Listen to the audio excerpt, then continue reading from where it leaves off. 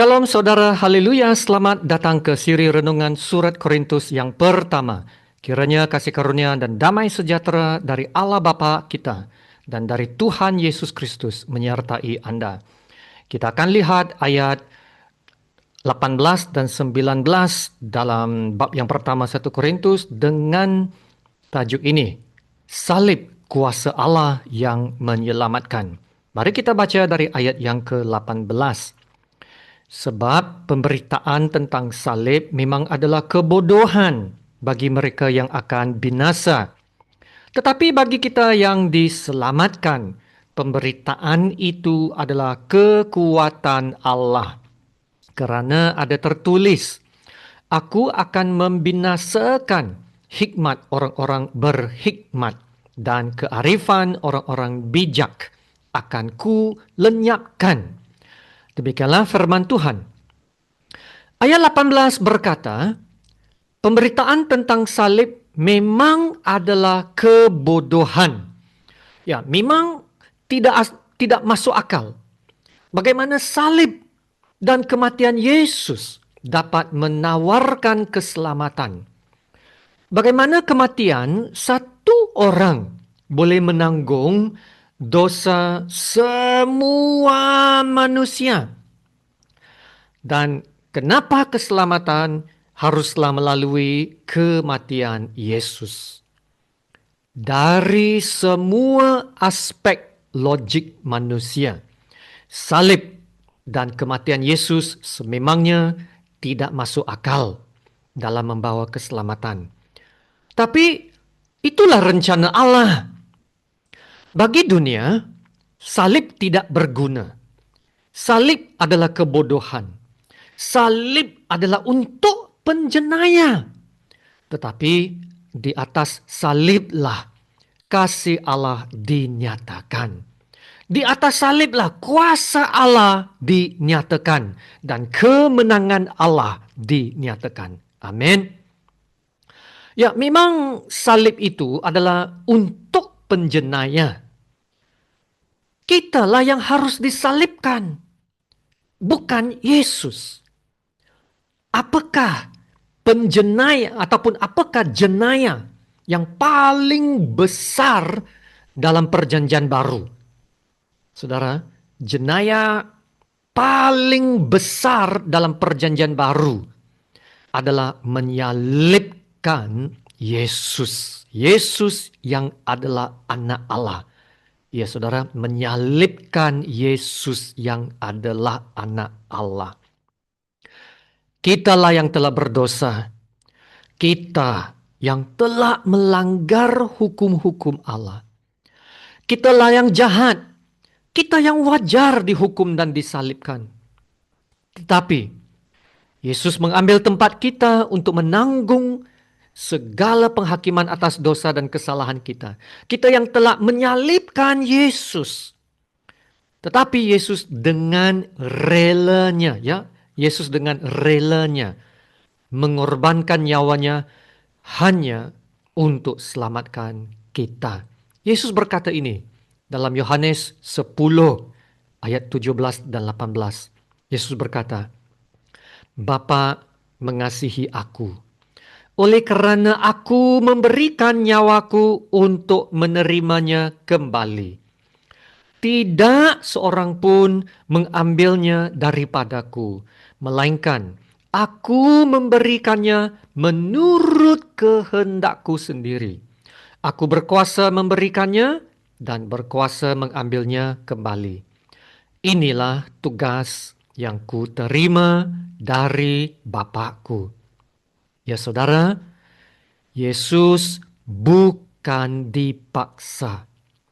Tetapi Yesus dengan rela memberikan nyawanya. Dan dengan itu, Yesus menghapus segala hutang dosa supaya kita dapat dibebaskan dari perhambaan dosa. Amin.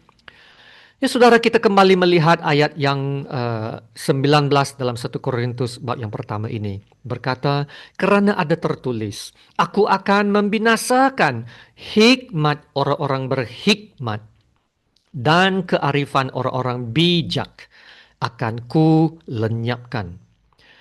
Siapa yang dapat fikirkan keselamatan manusia yang harus melibatkan pengorbanan Yesus sendiri? Tapi itulah rencana Tuhan yang penuh hikmat. Rencana keselamatan manusia harus melibatkan Yesus. Karena Yesus adalah sempurna. Yesus tak bercacat, tiada dosa. Sebaliknya, manusia tidak sempurna. Walau betapa bijak dan arif seseorang manusia, semua kebijaksanaan, semua kebaikan manusia dan perbuatannya tidak akan dapat menyelamatkan diri. Sebab manusia tidak sempurna. Hanya yang sempurna dapat selamatkan yang tidak sempurna. Haleluya. Melalui pengorbanan Yesus yang sempurna, yang dilakukan satu kali untuk selama-lamanya, Yesus menyempurnakan kita semua yang Ia kuduskan. Kematian Yesus hanya satu kali saja, saudara. Satu kali sahaja. Dan selepas itu, Yesus tidak mati lagi. Maut tidak berkuasa atas Yesus. Bermaksud, kerja keselamatan manusia telah disempurnakan. Haleluya. Inilah rencana keselamatan yang paling sempurna. Siapakah yang dapat memikirkan cara Allah yang sedalam itu? Nah, sebab itulah firman Tuhan berkata, Aku membinasakan hikmat orang-orang berhikmat dan kearifan orang-orang bijak akan ku lenyapkan. Nah, disinilah kita melihat dengan jelas kasih Tuhan. Bahwa Tuhan sendiri yang menyediakan jalan keselamatan bagi manusia. Dan karena itu, saudara, pelajaran firman pada hari ini juga mengajar kita. Janganlah kita terlalu bergantung kepada kebijaksanaan atau kekuatan sendiri untuk menyelesaikan masalah hidup. Jika Allah begitu bijaksana dapat menyelamatkan jiwa kita, Allah juga cukup bijaksana untuk memelihara hidup kita sehari-hari. Amin. Firman Tuhan mengingatkan kita, serahkanlah segala kekhawatiranmu kepadanya, sebab Ia yang memelihara kamu. Haleluya. Kasih karunia Tuhan Yesus menyertai Anda. Mari kita berdoa. Bapa kami yang di surga, Allah Bapa yang sungguh ajaib, yang maha mulia, yang maha kuasa. Bapa kami yang di surga, kami sangat bersyukur kami dapat memperoleh keselamatan dan pengampunan yang sepenuhnya. Bukan lagi melalui kebijaksanaan dan usaha kami sendiri. Di hadapan-Mu saat ini, kami mau berhenti bersandar pada kekuatan kami sendiri. Kami sedar tidak akan dapat selamatkan diri sendiri. Kami harus menyerahkan diri kepada Tuhan dan mengaku bahwa kami telah berdosa dan hanya Tuhan Yesus yang dapat selamatkan kami melalui kematiannya. Dan Yesus dapat memberi kami hidup baru melalui kebangkitannya dari kematian. Yesus adalah Tuhan dan penyelamat manusia.